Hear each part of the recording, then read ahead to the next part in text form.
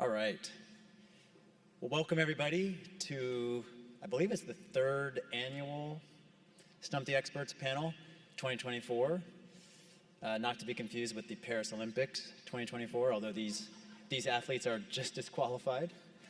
I want to start by letting you know who is going to join us today.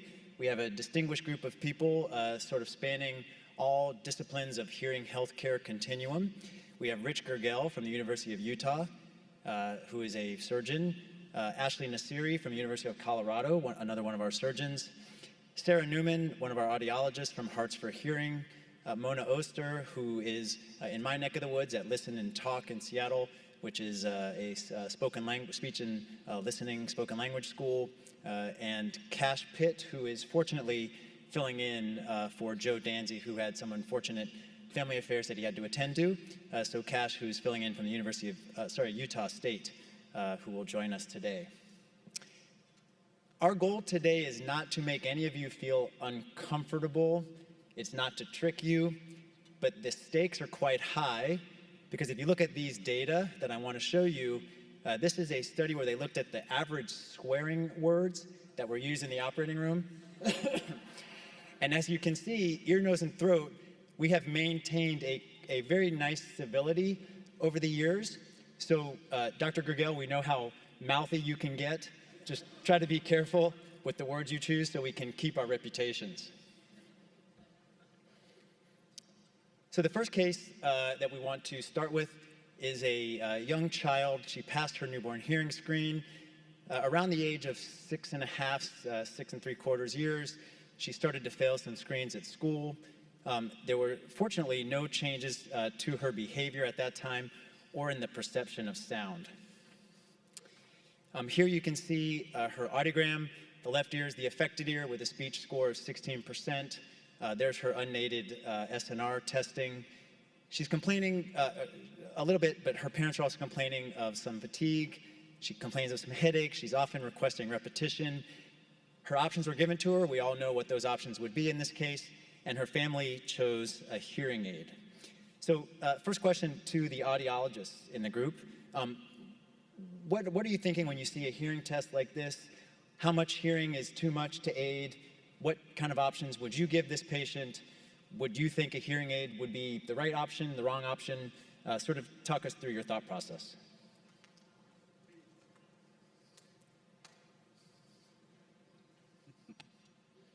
Well, I'll pipe in and say, sure, you're going to amplify those low frequencies, right? But as far as what's the hearing aid going to do for you, is it not on? I guess it has to be red. So is it on? Okay, it's on when it's red. Okay, good. So red's on. So False start. It was a false start. it was a false start. I'll start again. Okay, hit the trigger again. Okay, so those low frequencies, you can certainly aid them, but in terms of what are they really going to get out of that, the hearing aid, I don't know that it's a great option as far as what your expectations are to get. What are you going to do with that hearing aid? I think I would probably want to simulate a hearing aid fitting for this, even before fitting a hearing aid, or at least before allowing the family to purchase a hearing aid, because I'm going to guess with that amount of hearing loss from, 750 on, our aided SII is going to be poorer than 65 or pushing it, and I would say that would be a counseling point for the family to help them understand that versus the minimally useful 250 to 500. I think that's where I'd start. Can you expand a little more on the aided SII threshold that you just mentioned? So the aided speech intelligibility index, so the SII, is something that we can generate by doing real ear measures with the hearing aid. So we could do that either in a test box after measuring an RACD, which is a real ear to coupler difference measurement, and then running the hearing aid and trying to fit to targets, and then that will give you basically an aided speech intelligibility index. And we have shown that's in studies that if it's poorer, 65 or poorer, that they're most likely going to do better with a cochlear implant, both with unilateral or bilateral hearing loss. And to Cash or Sarah, to continue, do you consider this much residual acoustic hearing differently in a kid versus in an adult? Would the age of this patient change how you would approach that low frequency hearing? I think personally, I think the stakes are a little bit higher for kids. I mean, the stakes are higher for everybody, right? But for kids, academics is so important for setting them up for the rest of their life that I would be a little more aggressive thinking about children, about making sure that they truly have access to their educational potential. I agree. Yeah. Great. Mona, can you tell us what conversation you might have with this patient's family? Prehabilitation, rehabilitation, options, better or worse, what kind of school environment, etc. Oh yeah, there's a lot of conversations that would need to be had. So some of the things that I would consider is figuring out how to talk to this child about fatigue and the headache piece, and to the family about that issue as well. At 6 years old, this child may actually not recognize when fatigue is setting in. So we might recommend that they should be taking regular breaks. So I might want to talk to the teaching team or the family about, let's schedule regular breaks throughout the day where the child can learn to take breaks and start to recognize when, is it a boy or a girl? He, Girl. she? Girl. A girl, okay. When she's feeling fatigued. I also would want to talk to the teaching team and the family about lots of strategies that they can use in addition to working on using the hearing aid. Things like preferential seating, where they have good access visually and auditorily, but also reducing background noise, repeating everything that other children have said. And then in terms of habilitation, I do think it would be really important for this child to work on how to use that hearing aid and use that residual hearing with the hearing aid. So I would think that that would be an important goal as well. Okay. To the surgeons, we as surgeons tend to see just a minimal amount of information, right? Typically in the clinic, this patient will walk in with this audiogram, and they may or may not have even talked to an audiologist already about a cochlear implant. So to Ashley and Richard, how would you counsel this particular patient's family? Does that low frequency hearing bother you if you're thinking about a cochlear implant? Because while kids do have probably better hearing preservation than adults, certainly that's a lot of low frequency hearing. I mean, this patient frankly would meet hybrid criteria. So is that gonna sway your opinion about potentially putting that at risk? And if you would, how would you talk to this family about implant options? Do you do anything different surgically for significant hearing preservation, et cetera? Well, a couple of thoughts on this very interesting case. I think one of the first questions I asked is, why does the patient have hearing loss? And so, as you mentioned, sometimes we have limited information, but I think it'd be important to know what the underlying cause is, particularly with the unilateral. This patient has an enlarged vestibular aqueduct, for example. There is a little bit of a conductive component, which you can see with EVA. And if that were the case, particularly if it's on both sides, or if she had any diagnosis that would put the other ear at risk, so CMV testing, genetic testing, imaging, and I think I'd be a little bit more aggressive in treating this ear if we knew that the right side would be at risk. But even if all of that comes back normal, I think the left ear right now is probably not functioning very well for her. So even with that residual low frequency hearing, I'd probably be pretty aggressive in counseling for a cochlear implant. And then the imaging, just to add one other thing, this child 6, I have had a 5-year-old NF2 patient as well. So when one ear goes down, you just worry about retrocochlear pathology or really any underlying diagnosis. As far as surgical decision making, assuming that there's no underlying pathology, as Richard outlined here, I think I can't speak for every surgeon, but I actually do all of my cochlear implants the same. So I treat every patient with soft insertion technique. I use intraoperative steroids. The only thing I do differently is the preoperative prednisone and postoperative prednisone for hearing preservation cases. I still let the families pick whichever company or manufacturer they want, and then I do electrode selection based off of what manufacturer they selected. So I wouldn't necessarily do anything hugely different intraoperatively, but I would still, of course, try to preserve the hearing as best I could. Great, thanks. And we'll get into hearing preservation and what you do later. And Richard, imaging, totally normal.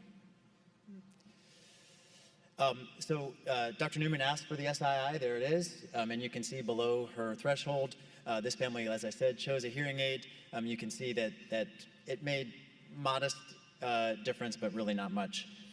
The other thing that we did was we did some scales as far as disability, and you can see here that the parent and child actually noticed really no significant change with the hearing aid. But on the left, you can see that the scores are still pretty high because remember, this patient has a functional contralateral ear. So they're still going to be able to compensate, probably sometimes in a way that will hide their true disability. So question to the entire panel, do you use any validated questionnaires in children, specifically for SSD?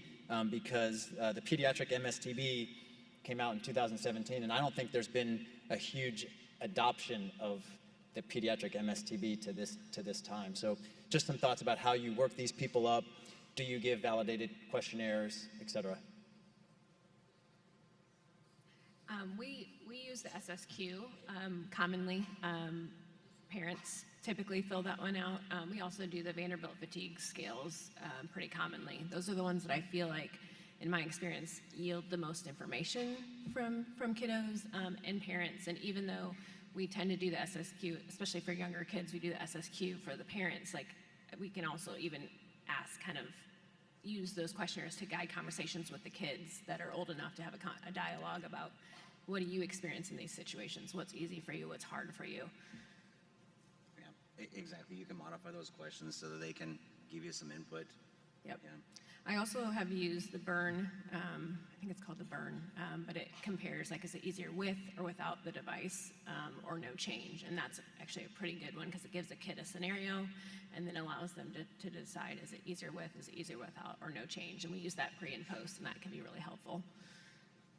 And I'll say at University of Miami, Dr. Sejas, who works on our team, she created a validated questionnaire for pediatric quality of life, which I think is something that we really have to consider as well for these kids when they're school age or older. And so that's something that, you know, we can include in our battery. It's not necessarily validated for the SSD population, but similar to what we use for the SSD population in adults, you know, we try to use what's out there. We use Teddy McCracken's quality of life questionnaire for that. But there's a lot of information that you can glean from that about how the child is actually functioning and do they need a device, right? Because they may not, and they may not want it.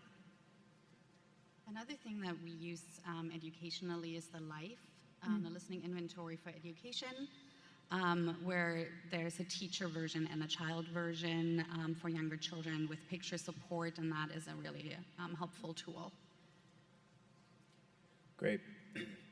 So this kid lived with a hearing aid for some months, and you can see really not making any progress, continues to need repetition, continues to have headaches, having difficulties in school, not doing well socially. And interestingly, with the hearing aid, you can see that the speech scores have kind of started to decline, even though the hearing test didn't really change. So curious, Mona, if you have any thoughts why you might see that.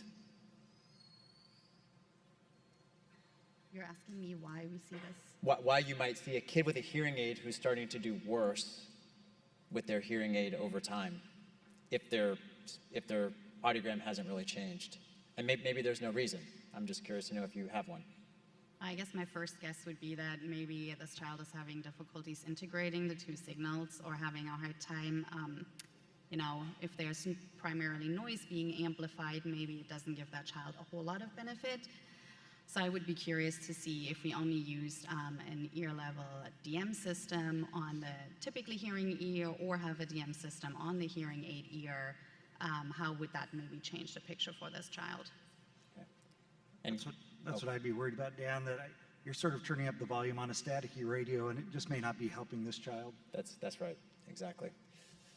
And I think maybe the novelty is worn off a little bit too. Like, oh, this is helpful, but is it really long term? You know, I think we all have that that effect early on. Like you want it to work, you want it to be helpful, and then maybe over time it's like, wow, this really isn't helpful, or the stakes to get higher. You know, the older we get, the more tasks we have at school, the more things that are being asked of us. So this could have been, she was in kindergarten or first grade, now she's moving to second grade, and the stakes are higher, or the environment's worse. So those are considerations as well. Yeah, I don't speak Japanese or Chinese, but the analogy I use with my patients is if I turn on the television in Japanese, you can turn the volume up. It doesn't make it any better for me, and it's probably going to make it more annoying for me. And I think that's kind of what's happening with a hearing aid on an ear that has no speech clarity.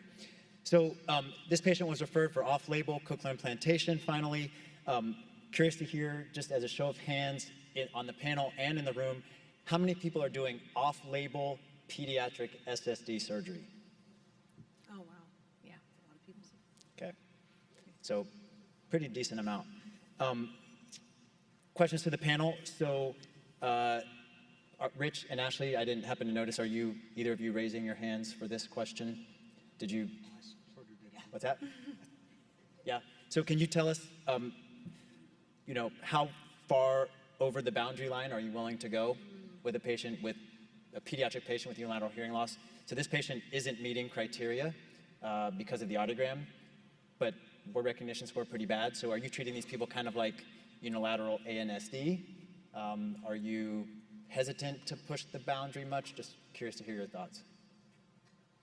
I think it goes a little bit to just what I was mentioning earlier. A lot of it depends on the underlying cause. And before 2019, when SSD was FDA approved for anybody, we would implant children with single-sided deafness, particularly if they had those conditions that would threaten the other ear. And we could usually get those approved by insurance, or if we were ever going to get them approved, that would be the situation. So the criteria for SSD are still pretty strict. And I think if you're seeing a child who's struggling and they've tried a hearing aid and they're just not getting better, and you feel in your best medical judgment that they'll benefit, I think it's a reasonable thing to do. And of course, any off-label use, you have to have that conversation with the family and let them know it's off-label, make it very clear when you submit for authorization to insurance. But if there's a compelling medical reason to do it, I think it's reasonable.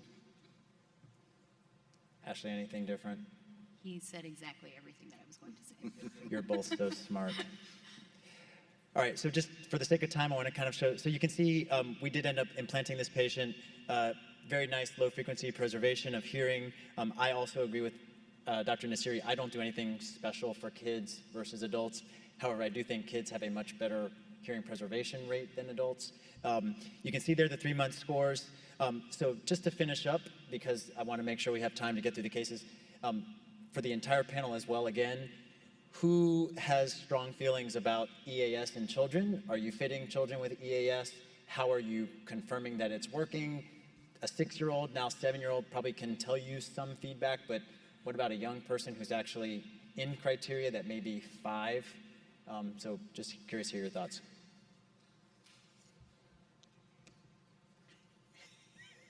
I'm not you go. I will take it. I actually have a patient with a very similar loss to this, with retained hearing post-operatively. And we chose, I adjusted his frequency allocation on his cochlear implant, but we left 250 hertz range, like unaided essentially.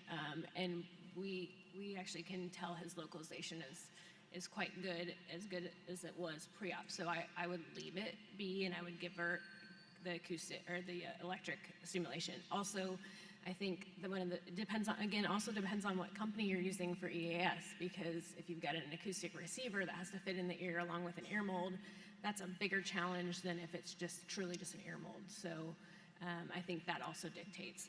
And I can also say that it's always worth a try. I found that more times than not, the kids reject it for a lot of different reasons, but it's always worth a try. You can always remove it. So I think also talking to the child, listening to the family, but I'd probably start without it. Would the ear mold consideration help you decide which implant to recommend?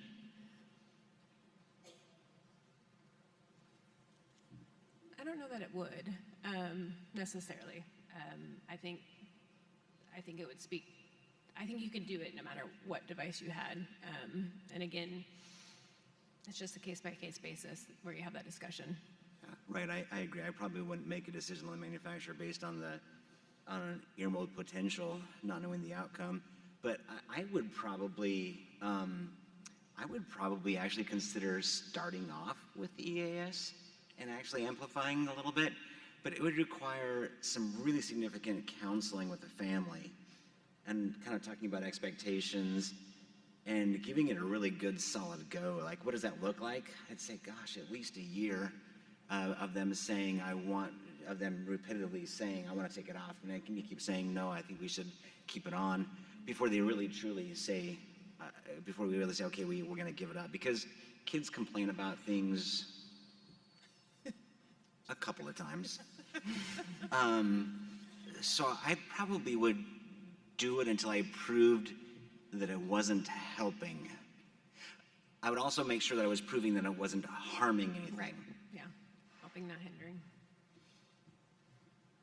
All right, thank you guys. I'm just curious real quick, how many of you would put an EAS acoustic component on this child? Yeah, that's kind of what we see from the literature. It's not that many, right? So first tier 1 question is, CI for SSD in children is approved for what age? A, 5 years and up, B, 12 months and up, C, 9 months and up. And for the sake of time, we'll give you the answer. I know you all knew that. Okay, so we hear about this all the time at conferences. Is electrode length important? I have a really lovely patient and a horrific husband of hers. She is 72, retired nurse. We saw her in June of 2020, and why that's important, they had just moved from New York. She was extremely anxious to go ahead and get the cochlear implant. She'd been worked up in New York, but then of course COVID happened, and then there was a delay in service care. They moved down, they came in, they wanted a Med-El device. They didn't want to talk about, any other options. She had a hearing aid on the other ear. She didn't care about bimodal streaming. So Dr. Angeli and I, did the workup. You can see that she has, fair amount of hearing in both ears. Her right ear, she really doesn't understand very much unaided. Aided, she isn't doing horrible in sentences and quiet. But as we all know from the new MSTV3, that's not how we look at candidacy anymore, so we look at CNC words. Her expectations seem to be appropriate. Most people want to hear better in quiet, in noise, in groups, in large spaces. And we said, okay, we qualify you for candidacy. She wanted to move forward with an implant.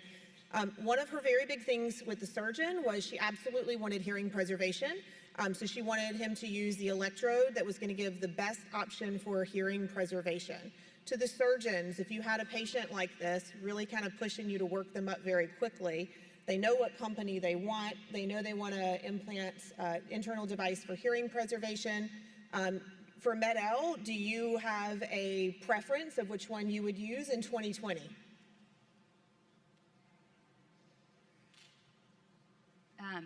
You mean without Otoplan, presumably? In 2020.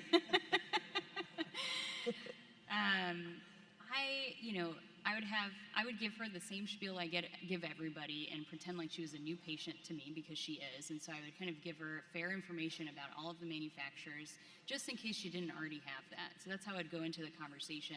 And then I have a really realistic, conversation with her about how much help the residual hearing that she has is serving her.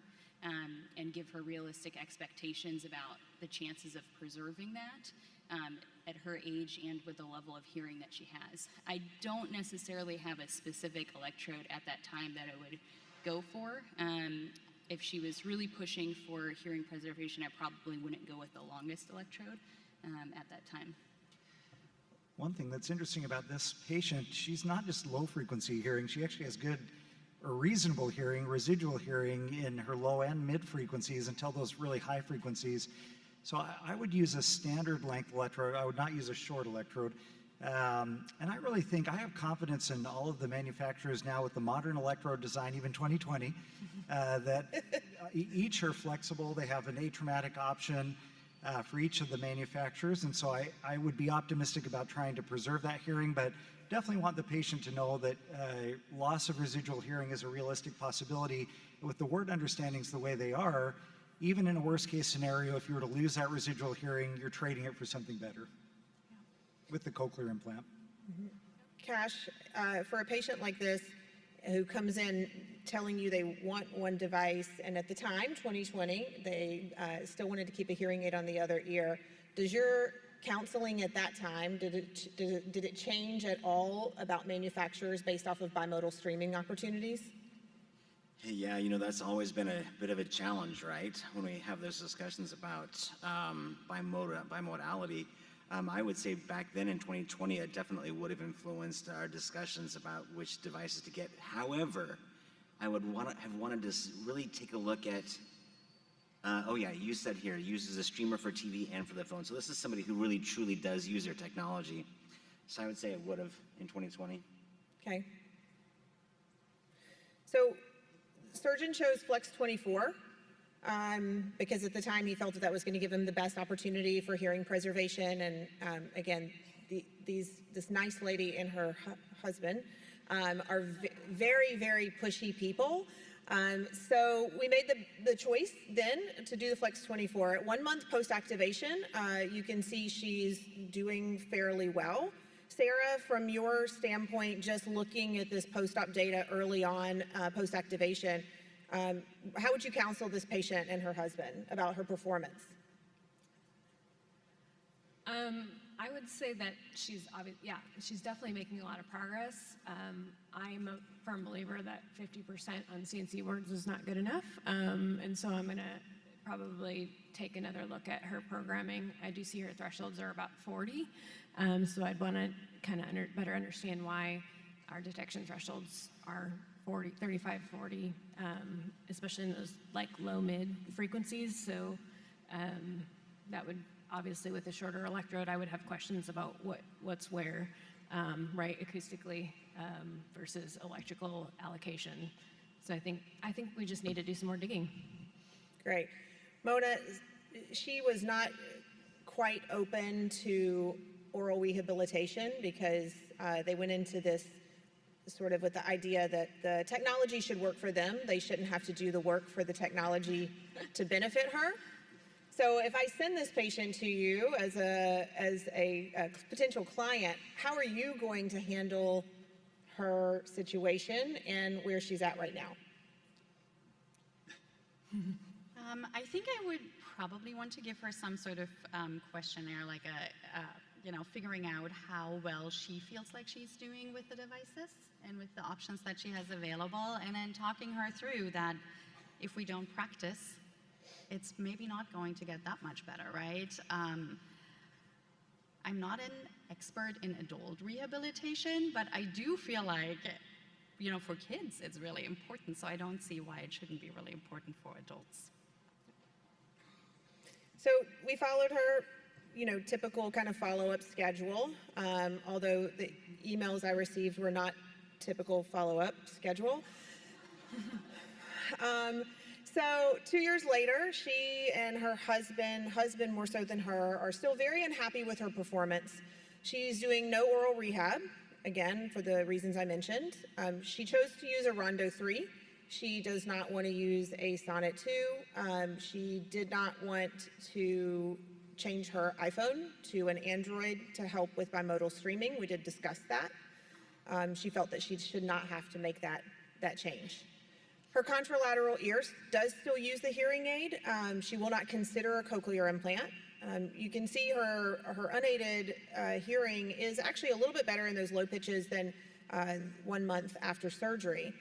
Her speech recognition scores, for all purposes, you look at this and you say, gosh, she's really doing well. One thing I use with my patients a lot from a counseling standpoint is this really great 2017 article from Dorman and Gifford, and it has sort of a range for where normal hearing listeners would perform in each of these speech recognition tasks, and then where someone with a cochlear implant would perform.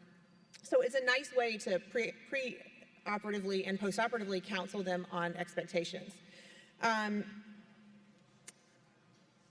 Cash, so now what are you gonna do?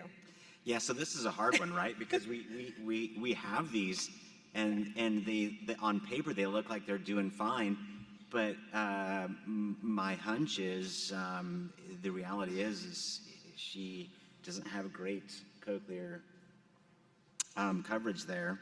So it's the sound quality. So this comes down to counseling and just counseling. Because I would certainly love to see the opposite side getting a cochlear implant, getting as long of an electrode as you can possibly get in there to hopefully compensate for that pitch mismatch, making sure you're getting some anatomy-based fitting in there to help compensate. Now, this is somebody, of course, who's saying no way. So what do? You counsel and you just say it's up to you. But this is a strong recommendation. Both sides were a candidate. We should counsel that way. And Ashley, sometimes we get to the end of our stick as audiologists with programming and counseling, and when they keep complaining, we say, you should make an appointment with your surgeon. Love it. It's kind of the reverse of the surgeon saying, they can program around it, right? So Ashley, I'm going to send the patient back to you with her grumpy husband. How are you going to counsel this patient? And what options are you going to give them to consider? Do we have a specific complaint that she's not very happy about? Is there something? Well, the biggest complaint, actually great that you asked that. Her biggest complaint is, so she says when she plays tennis, she can hear better. When she gets drinks with the girls after tennis, it's a little bit difficult when they're outside and it's noisy, but for most, situations, she admits that she's doing better. She's unhappy because her husband is driving her crazy. He thinks he should be in another room when he talks to her. He thinks that he should not ever have to wear a remote microphone.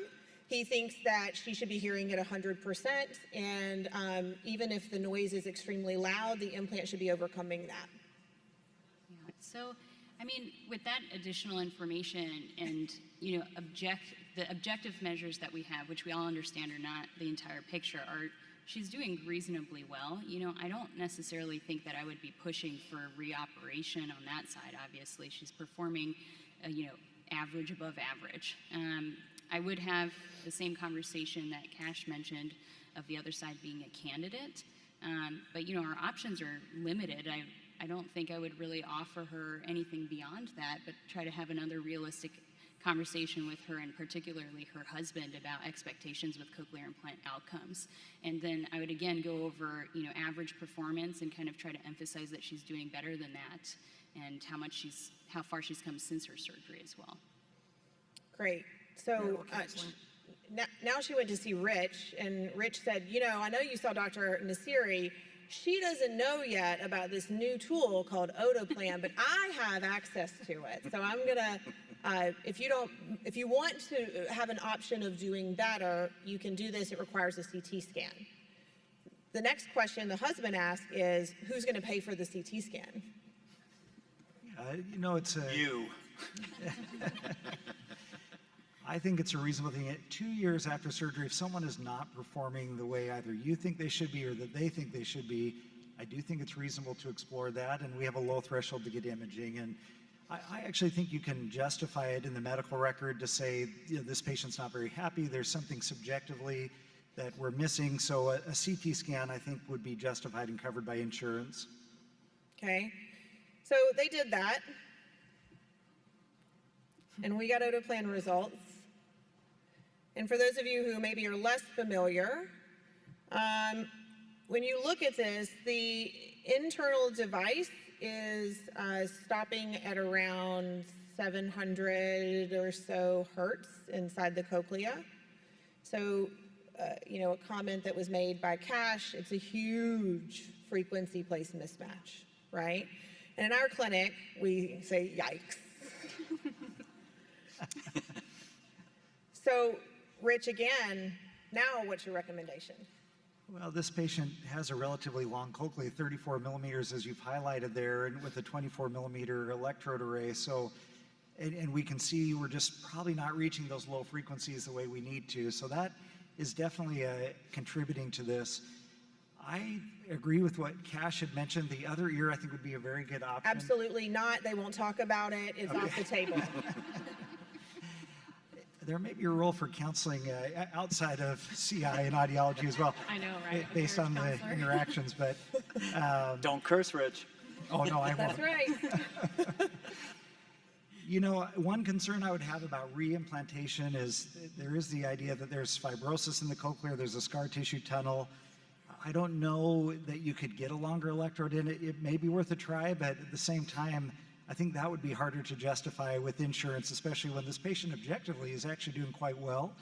But that would be an option you could discuss, reimplantation with a longer electrode, but I wouldn't be as optimistic as I would trying to implant the other ear despite their protest to that, and obviously it's their choice in the end, but if you could demonstrate with a longer electrode on the other side that she's doing really well with that, that may give you at least a little bit more reason to do this side to reimplant it, but it would not be an easy thing to reimplant this ear though with a longer electrode.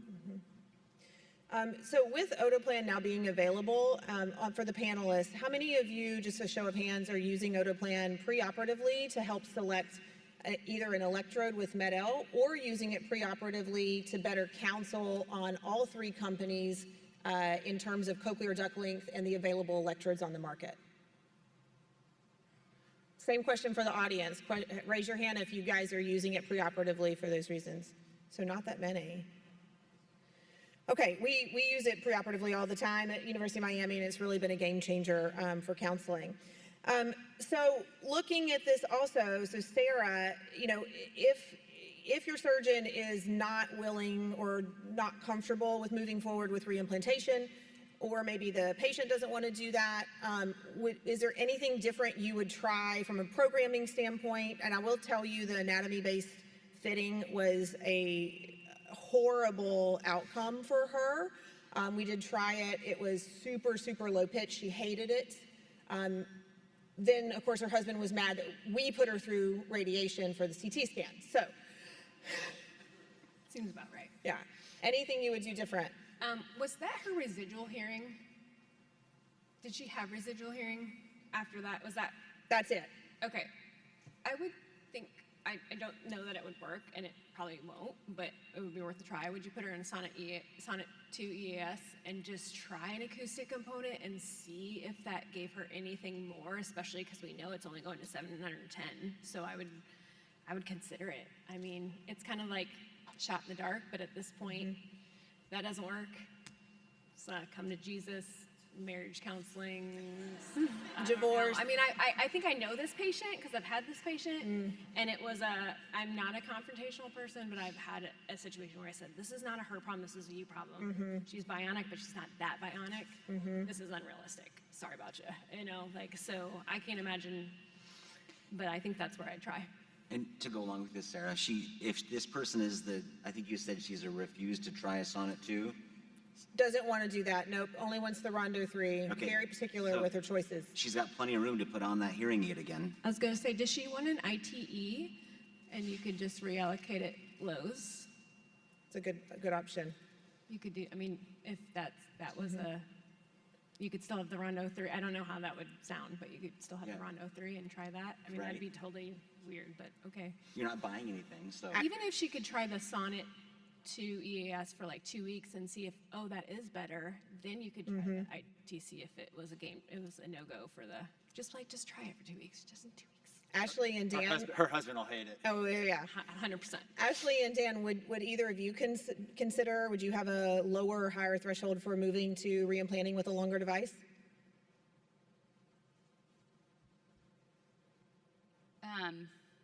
It's really hard to justify that, I think, with the current data that we have. We would also have a conversation about, do we need to do another manufacturer if we're going to do that? Because it would be, like Rich said, difficult to insert a longer device as a Med-El that doesn't have a styleted option. So I guess that's one consideration, but I'm assuming she wouldn't want to change manufacturers based off of what we've heard. I think I would stick to what I said originally, which is, we'd recommend doing the other side rather than reimplantation on the ipsilateral side. And then how many of you in the audience would want to reimplant this patient? Oh, okay. Okay, well, more to come. We did offer that because we finally said, we're going to give you all the options. It's elective. You can choose what you want. It's a buffet. they decided to choose nothing and to starve. So we are still working with what we have. So maybe we'll have an update with you at a later point. I want Dan? to see what happens with the 34 in there. Well, yeah, I mean, you could. So tier 1 question. So electrode length placement can impact all but which of the following: sound quality, speech recognition score, or Dan bow tie? Yes, Dan's bow tie is correct. All right, Dan, you're up. Oops. Well, I'm giving it away.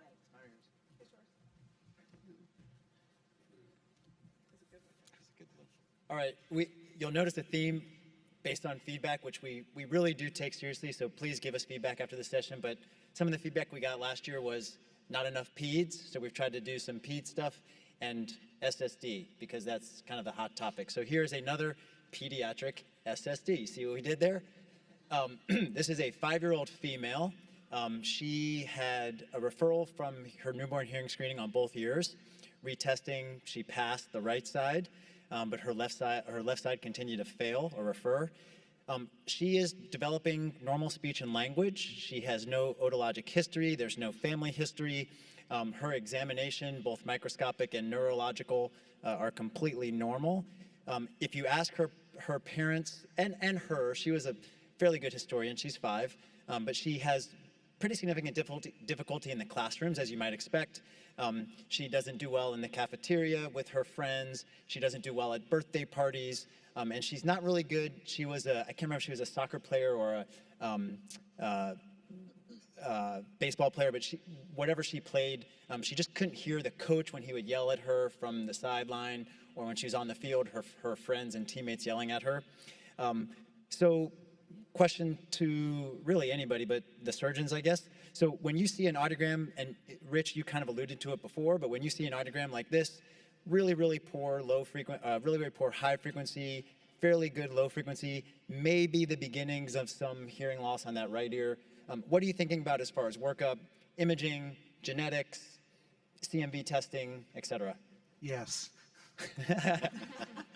No, I think a complete history and physical, obviously, and you've outlined all the important things there, but imaging plays an important role. We do live in an era where genetic testing has become so much more accessible and even commercially available now, with so many different options for hearing loss, but targeted hearing screening panels that really screen for almost every known cause of genetic deafness. They're very accessible now. So I would start with imaging just to see if that gives us an obvious answer. And if not, then move to something like genetic testing and some of the others. She's 5 years old. Hopefully she's had some of the newborn screenings that we'd expect in many of the states across the country. Ashley, what would be on your differential diagnosis? And if possible, sort of order it in what you might consider to be the most likely to least likely. Sure. So common things being common in EVA, she obviously has a cochlear nerve because she does have some measured thresholds. So we don't have agenesis. She could have a cochlear or vestibular malformation as well. I think there seems to be maybe some conductive component in it in the mid frequencies, so that kind of makes the EVA more common as well. Again, we have to think about the other side as well. Just because it doesn't have hearing loss yet doesn't mean that it's not at risk moving forward. And She Dan, I is think it's also worth- not married, so we did not have to deal with her husband. I was going to say, I think it's worth pointing out too to the audience. Just keep in mind, this is exactly the same audiogram that you saw on the first case that Dan talked about. Right. So kind of keep that in mind too with this case. That's right. So thanks for pointing that out. So Mona, what would you expect a child like this to complain about? So if you're seeing her, what would you expect? So if you remember the first case, we talked about headaches, listening fatigue. Do you expect the same thing with this patient? Her right ear is pretty the same. Her left ear, the speech is much worse, or it's worse, but probably not much worse. You wouldn't use the word much. Thresholds are kind of the same. If there's other things that you would expect someone like this to complain about, what would they be, aside from those things you've already talked about? Aside from what we already talked about. So you already mentioned that she would probably have difficulties, so that they're complaining about difficulties in social situation, difficulties hearing in school. I probably would expect, or I would be curious to see if this child has a good ability in, her reading. She's at an age where she would be starting to read and write. So literacy development, is everything on track there? That would be something I'd be curious about, especially since there is such a big high frequency loss, and those high frequency phonemes might not be as clear. Okay. And do you think children like this, so we've seen 2 now, do you think children like this more often fail without intervention? Do they compensate? Do they do okay? Right, there's been a lot of talk at this meeting about non-use with single-sided deafness cochlear implantation in young children. Is this someone that we want to be very aggressive about? Can they do okay until they're old enough to participate in the discussion, etc.? Well, the research tells us that they don't do okay. I mean, we know that is actually not a question. There's a lot of research that shows that kids with single-sided deafness have a higher rate of repeating a grade, failing on literacy exams, or failing in literacy development, and socially having a harder time. So I would want to be very aggressive in figuring out how to support this child, and whether that is by cochlear implantation or making lots of accommodations available at school, providing pre and post teaching, giving this child remote microphone access. But definitely lots of conversations with the audiology team and the surgical team around what is the best approach to support this kiddo. So I would want to be really aggressive here. To Cash and Sarah, anything that we didn't talk about? Again, this is a highly similar audiogram that strikes you about this patient. The answer no is perfectly acceptable. I'm assuming Has she trialed anything? Is she trying? has not tried anything. Okay. Nope. Not tried any.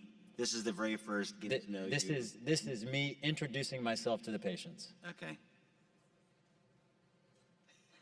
So I would personally be jumping right into a discussion about cochlear implantation, but down the road, and how far down the road we can talk about that. But I would be saying this is ultimately where we probably are going to land, but this is what we're going to do on that path up to that point. So let's rule out of all the that everything else that's not just the hearing aid, FM. Let's work on all of those things, because they're not going to be that intrusive, right? However, knowing that we're where we are potentially headed. Okay. Sarah, anything to add? I mean, I think, of course, imaging is really important for us to know. Like, even Tess started discussion too, since we know that's congenital, and she's right at 5, so like, time is a ticking. Okay. So I agree with the imaging. Ashley, remember what you said. There is definitely a cochlear nerve. Well, we got imaging, and there isn't definitely a cochlear nerve.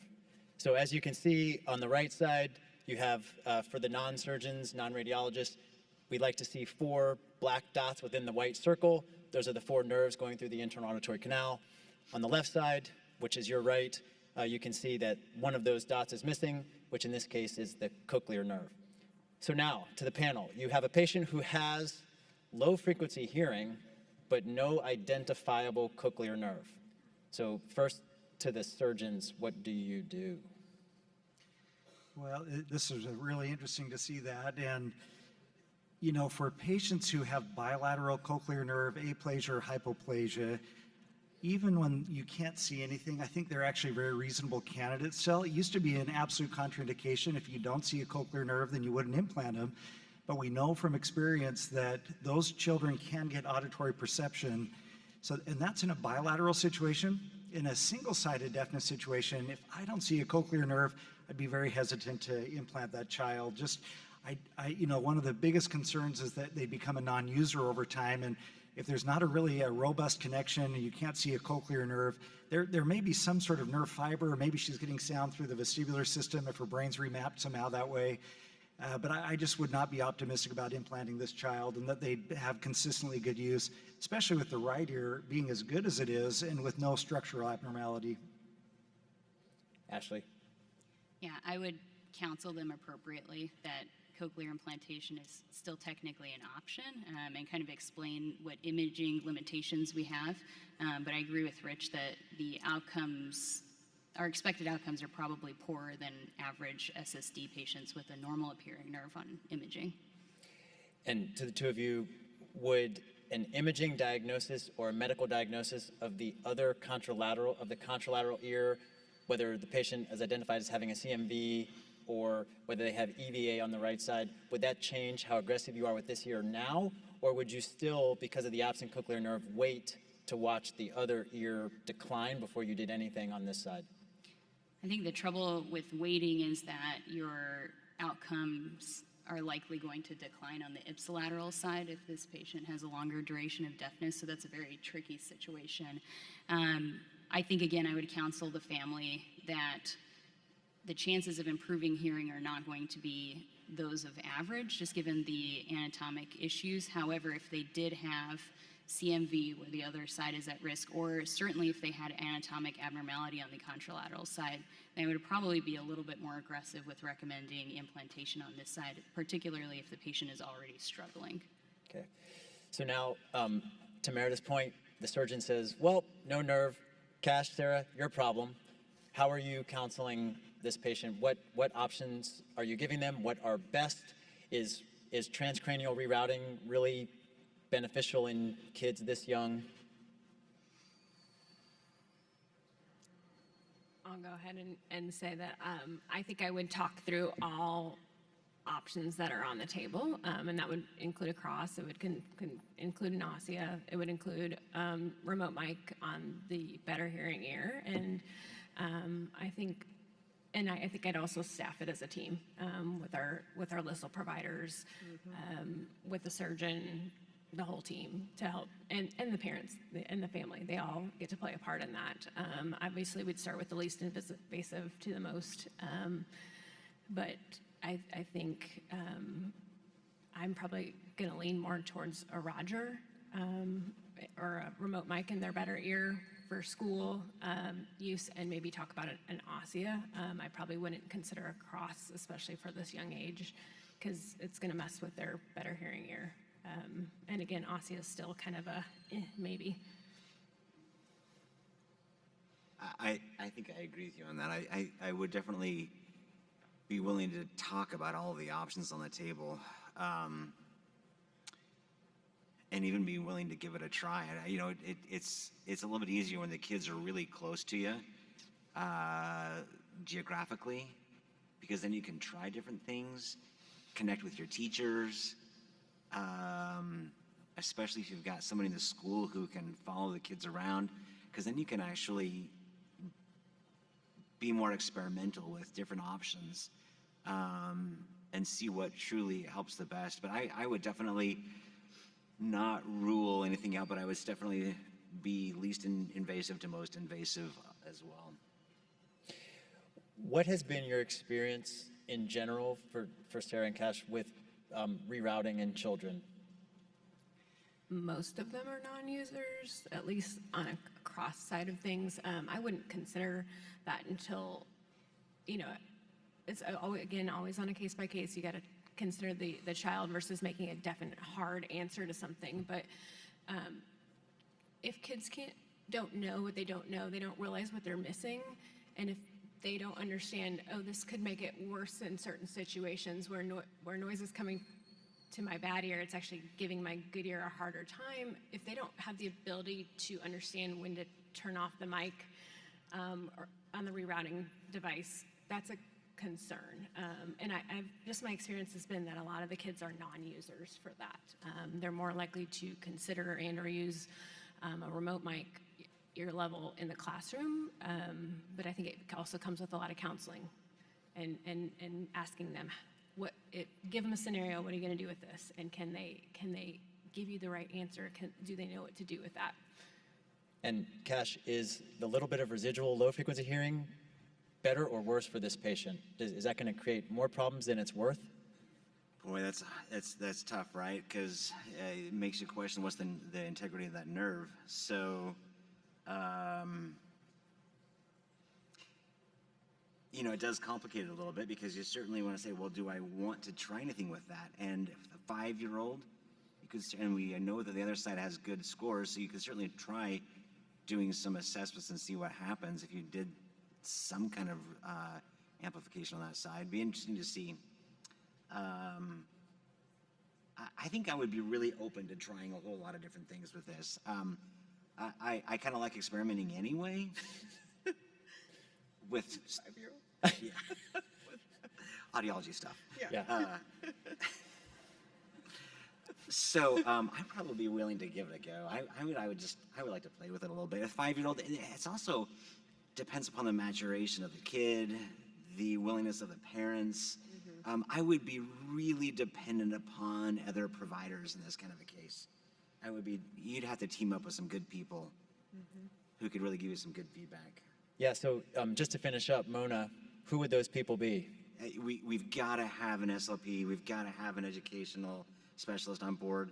And this is a case where I would even connect with the teachers and say, this is what we're kind of looking for. If they've got, teachers are really hard because they're so stinking busy. So if they've got some kind of an aide in the classroom, everybody. Load the boat, as they say. Well, we had a fourth case. There's no way we're going to get to it in 2 minutes. So the answer is that we implanted them. So I do have one question about this, and I would suspect that most surgeons are getting preoperative imaging on children with asymmetric hearing. But, I have been hearing a few things about some surgeons leaning towards not getting imaging preoperatively if there are detectable thresholds on the audiogram. Is that something that you feel like is happening in this field? Well, I'm not on the panel. Oh, well, I'm turning to you. It's not, I don't have to answer that. For Panel. peds or adults? So peds or adults, either one. So thinking about this case, if you didn't have preoperative imaging, you'd assume that probably they're going to do great with a cochlear implant. Look at the hearing on the unaided hearing preoperatively, and then they do horribly. Then they become our problem, and then at some point maybe you get imaging later, and maybe we shouldn't have implanted them, right? So I always get imaging in pediatric cases. I think that's, and I get CT and MRI. For adults, I'll usually do an MRI only unless there's a specific reason to obtain a CT scan if they have an implanted device that's not MRI compatible, like a pacemaker or something like that. And then a lot of times our elderly patients have already had a scan for some other reason, like a stroke workup. So if that's been done within the time period of their progressive hearing loss, I will not rescan them. But I do go into every case with some sort of imaging, not necessarily for malformations for adults, but I want to know if there's an acoustic. If they have asymmetric hearing loss, that would certainly impact our decision making as well. Or an intralabyrinthine or intracochlear schwannoma could also make a difference as far as how we're going, which implant we need to use. Which was the case we didn't get to, sadly. Incidentally discovered intracochlear schwannoma during CI. Well, I think that's going to just about get us to the time point, the finish line, as it were. I think we have some awards for your hard work today. This is in the days of everybody gets a trophy. These are not placed. They're all the same color, same size. So, but anyways, thanks again to the panelists. Oh, I'll let Meredith. Yeah, I wanted to make one comment about sometimes the way you may wonder why we pick certain people. I just wanted to really give a shout out to Sarah Newman, and Joe Danzy's not here, but if any of you are active on cochlear implant experiences, the two of them spend countless number of hours each week perusing those chats. They really make an effort to put information in there that is appropriate and educational for patients. They make comments about myths or falsities that are already being placed in those chats. And I just wanted to recognize Sarah for that because it really is, it means a lot to the field. Thank you. And just one last thing, shameless plug for any surgeons in the audience. I am one of the directors for the International Cochlear Implant Training courses. We are enrolling for this year's surgeons course. I have some flyers up front. If anybody is interested in enrolling, please come up and get one. Thanks again to the panelists, and enjoy the rest of your meeting. We're gonna get a picture of everybody. Okay.